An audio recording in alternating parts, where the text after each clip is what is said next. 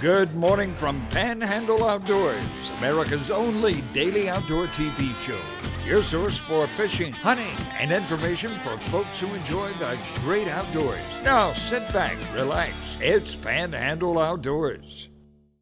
Good morning, folks. Welcome to Panhandle Outdoors. I'm Winston Chester. Glad you're here this morning. Got a big show lined up with special guest here in our studio. But first, let's always take a look at our weather, brought to us by Gulf Coast Air Conditioning. Drew Pollard and his hard-working crew taking care of our everyday comfort needs. And high today, only going to be 83. But man, it's going to be wet, so just be careful out there on the roads and all, and take your umbrella.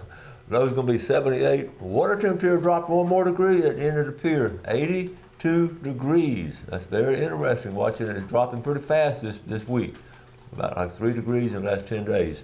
Our river reading is brought to us by Panama City, Coca-Cola, good folks down there.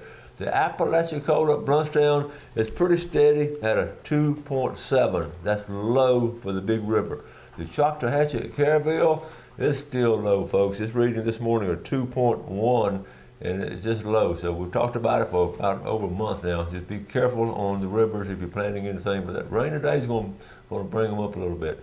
Looking at the tide chart brought to us by Kent Forest Lawn, good strong tides. We have the high tide this morning at 3:40 and the low tide this afternoon at 4:25. And our wind finally has switched out of that east pattern. It's going to be coming out of the south with that storm. We're going to be swinging around at about 10 to 20. So it's going to be breezy today. So be careful out there. We'll take a break, come back with our special guest.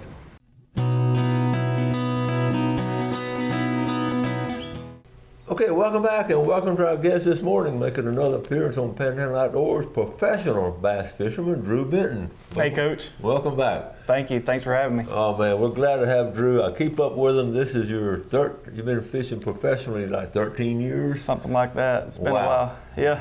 Locally grown, and went to Mosley and graduated from Rutherford, and a heck of a fisherman, obviously, to make a living off professional bass fishing. So tell us a little bit about how you got started, Drew. You know, it's changed a ton. I got my start just fishing Sandhills Ponds, Deer Point Lake. I think Deer Point Lake was my first ever bass tournament. Cool. You know, people think the Panhandle, they think saltwater, the Gulf. You know, we got, a tremendous inshore fishery here. Yeah. And I chose to go the freshwater route. So to me, it was just the competitiveness. You know, I needed that competitive aspect still in my life. I played baseball at Gulf Coast, yeah, and baseball and football in high school. And once you are a competitive person and you enjoy sports, mm-hmm, it's like you almost got to have that in your life, whether you're a coach, whether you do something else competitively. Mm-hmm. And being able to stay outdoors and fish and hunt in the off season and keep that in my life, it's just it's a blessing to be able to do it.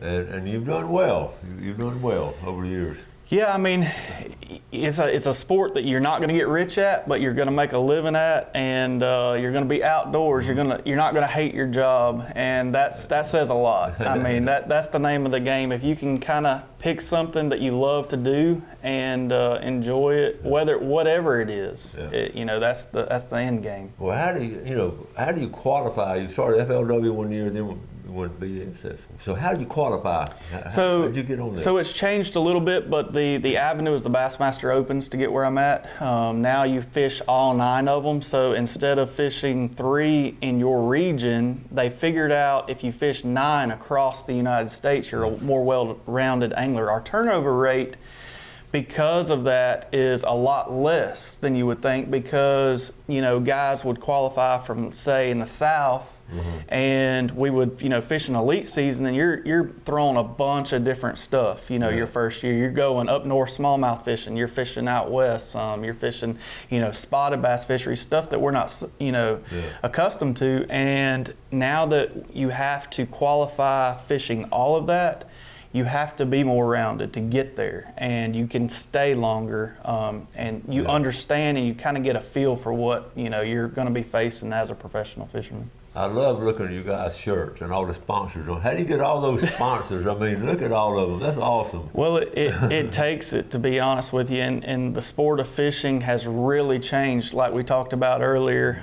Used to be you could make a living fishing bass tournaments, and that was the heydays, if you would.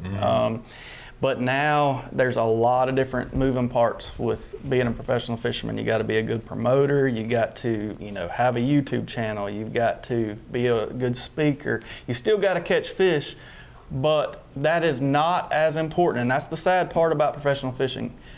Your ability and your resume is not as important as how well you can sell these companies' products. That's interesting. And what you're finding out is now it's a 2-part job, or even a 3-part job if you've got a YouTube channel or you're doing these, speaking engagements or whatever. And it comes with a gig. You've got to understand that that's part of the job and be ready for it. Wow, so you're talking about the payout basically the same since the 90s, but the expenses were just triple. Yeah. In the boats and everything. And a lot of that, comes with non-endemic sponsors that, came to the game early, like Walmart and Chevy and all these big companies came to the game. ESPN when they owned bass. A lot of money came into the game then, and now we're kind of paying for that down the road, Okay. So a lot of our winnings come from our entry fees. We pay $40,000 in entry, actually $45,000 in entry fees a year, and these sponsors help cover that. Okay. So without them, we couldn't do what we do. Yeah. If you don't have the backing and don't have, the ability to do that, it's hard to stay in this game for sure. Wow. Yep. Wow. And how many, give or take, how many guys were fishing with it in the top level? How many guys? We have 104 anglers to start the season. Okay. Typically, that's kind of where we're at. They want to stay around 100. Okay. Yep. Sounds good. All right, we're going to take a quick break, come back with Drew Benton.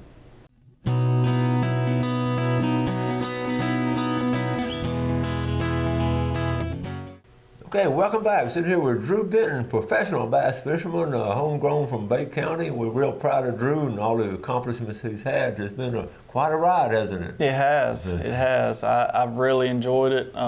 Again, blessed to be able to do it. And, I'm just ready to get next year started. Okay, listen, we got some pictures. I just pulled up some pictures to show you. He's been on that stage before, so let's start with this one right here. So tell us about this one, Drew. Well, that was Lake Murray last year. That was my second Bassmaster Elite Series win.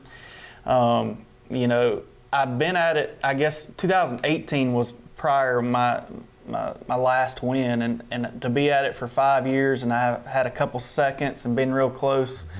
It does a lot for your confidence to show yourself you can still do it. What about when you look at the scoreboard and see this? Drew Benton, number 1.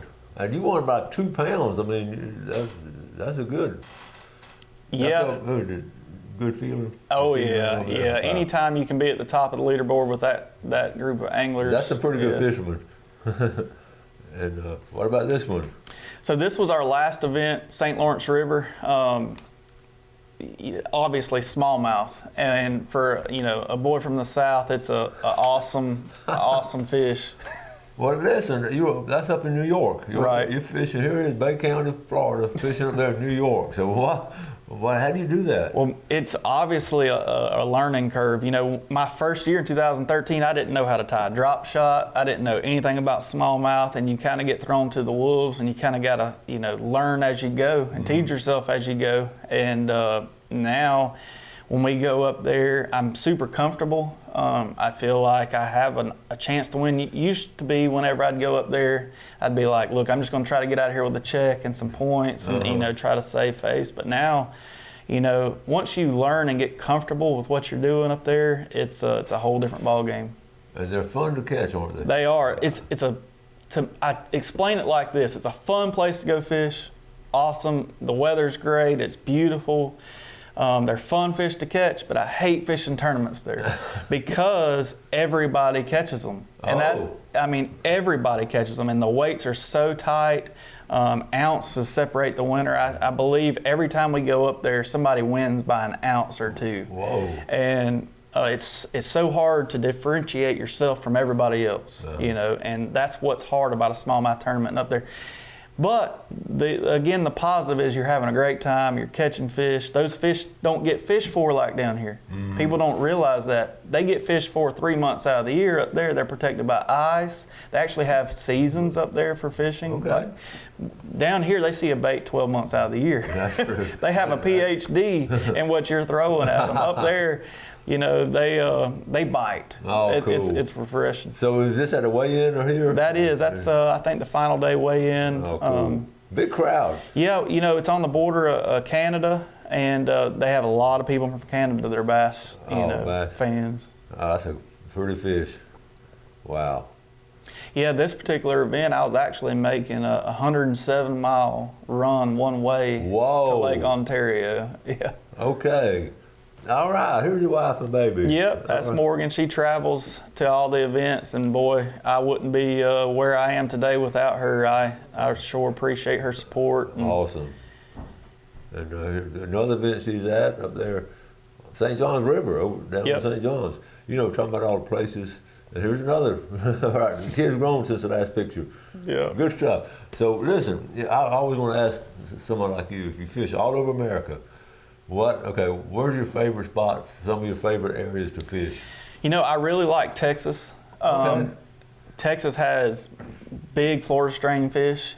That's the thing, you know, all these places that have big largemouth, they came from Florida. You know, they're F1 Florida strain bass. Okay. You know, they're restocked, and the reason why I say Texas is Texas does a phenomenal job in taking care of their fisheries, and I wish. Not to be negative, but I wish Florida would take a page out of their playbook. So what do they do that's important? They do not spray as much as we do in Florida and kill vegetation. That's a big key. Okay.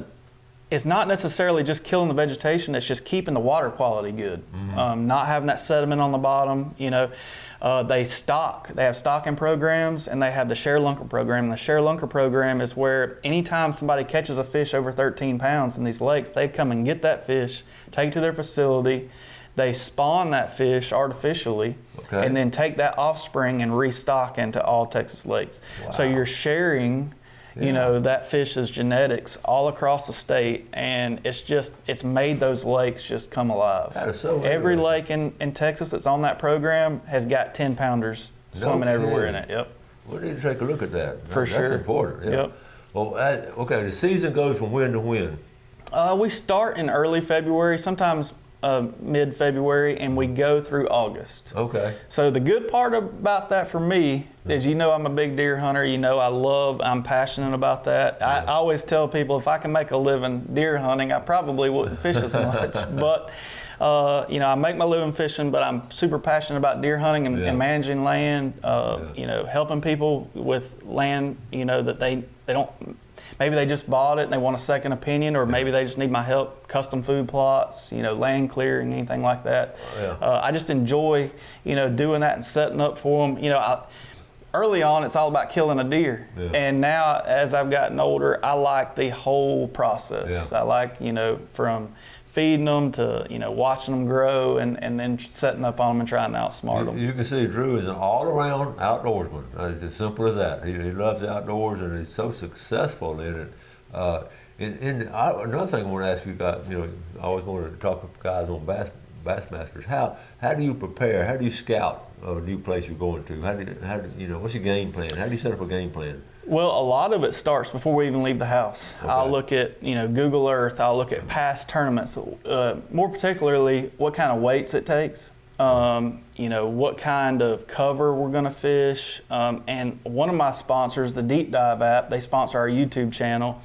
It's a really cool app. So on your phone, you can have this app, and it'll tell me the water clarity. I can pull up a map, and it'll show the water clarity.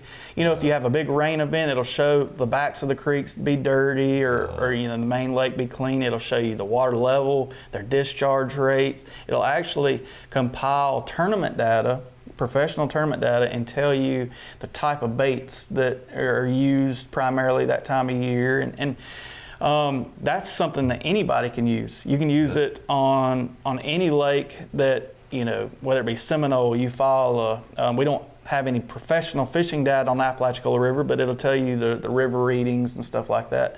But it's a great tool that I use, and that just tells me what color baits to tie on before I leave the house, Yeah. line size that I need to have in my boat, just little clues like that. And then when you get to the lake, it's really about dumbing it down.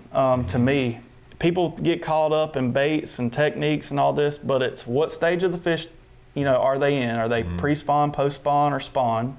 And then where they're at, location's key. I mean, it doesn't matter if you're throwing the best bait in the world. If you're not throwing at fish, it doesn't matter. So I tell people, find the fish and then worry about the bait. And try to figure out what they're eating, what their primary forage is, and fish the most efficient bait you can fish for that location and time that you can, and that's it. It doesn't really matter. Don't get caught up in they're catching them on this color crankbait or this color worm.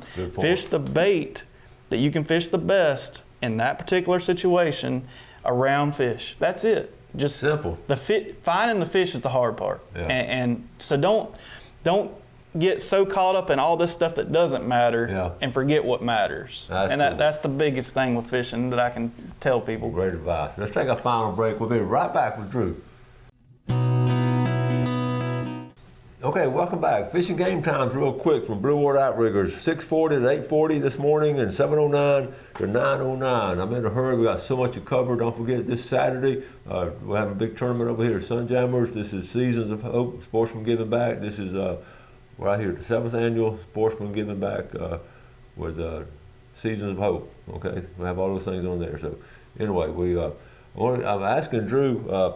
Let's go to his pictures on outdoors hunting now, real quick. I picked up these pictures last night. Drew Benton fishing. I said, wait a minute, this is hunting. So tell us about the place, some of the things you get to do.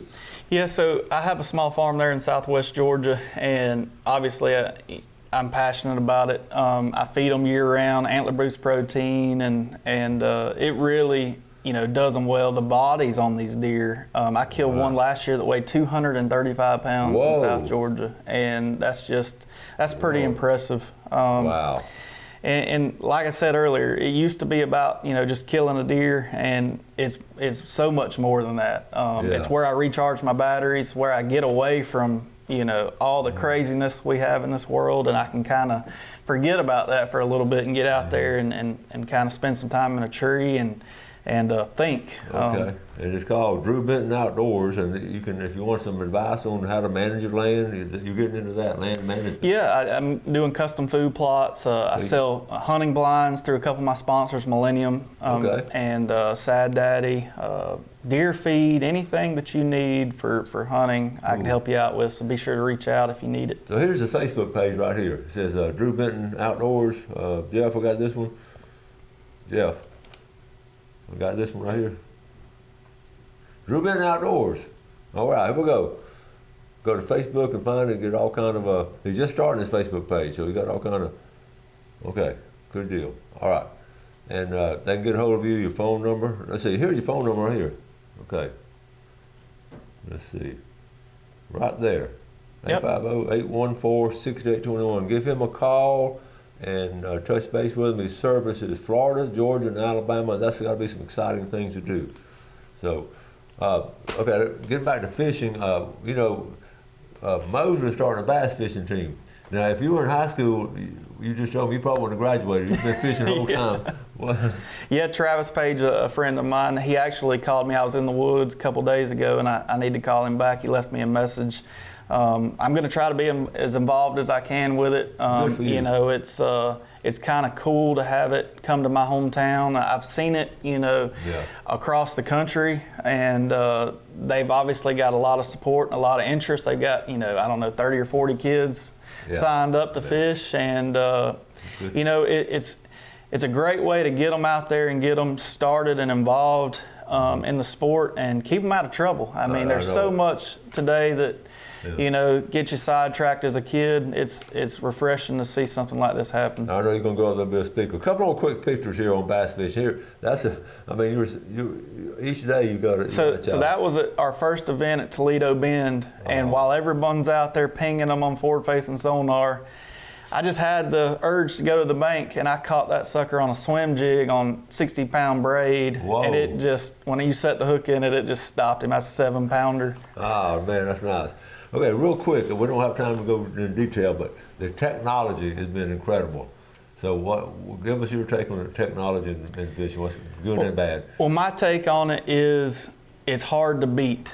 And I don't necessarily like the way that the sport's going in terms of you're having to forget what you know and what you've learned in seasonal patterns and weather and how that affects them. And you're just going out there staring at a screen, hunting fish that are suspended out there. And I think what you've seen is the learning curve get cut in half. So you have young guys, and this is nothing against them, your rookies come in and there's no struggle. They're coming in and they've mastered this technology. And I think this year I was caught a little bit on my heels. I kind of used it as a tool. Uh-huh. I used it to help me understand what was going on, and I would catch fish occasionally on it, but I never just said, I'm going to go all day and stare at this graph, and I'm just going to fish and cast the individual fish all day. I've never done that in my entire career until this year. Uh-huh. Maybe up north when we're smallmouth fishing because they don't get on cover and they roam, but when we go to a place like Lake Fork or Toledo Bend or places where you can get up there and fish grass and fish stumps and trees, that's what I want to do. Uh-huh. I want to go throw a frog. I want to go sight fish. I want to do the stuff that I enjoy doing and what I'm known for. And this technology takes away from that. Oh, wow. It makes it to where if I don't go do that, I'm not fishing to win. Whoa. And that's what hurts me and hurts, my feelings as an angler. And I think that's what's turning people off in the sport. It's fun to go watch Greg Hackney flip. It's fun to go watch maybe me sight fish or throw a frog or whatever. But it's not fun to watch somebody that's got $50,000 worth of graphs on their bass boat and just casting these fish. And there has to be a happy medium, and we have to come to a conclusion on that. All right. Speaking of conclusion, we've run out of time as always. Drew, thank you so much, buddy. Hey, thanks for having me, Coach. Come back on soon. All right. Finish this up. Thank y'all for watching our show. We appreciate your viewership. Do something good for someone else today. Have a great day. Enjoy the outdoors. Take care of it, and God bless. Thanks for watching America's only daily outdoor TV show, Panhandle Outdoors with Winston Chester, featuring hunting, fishing, and other activities and information to help you enjoy the great outdoors. Join us next time for Panhandle Outdoors.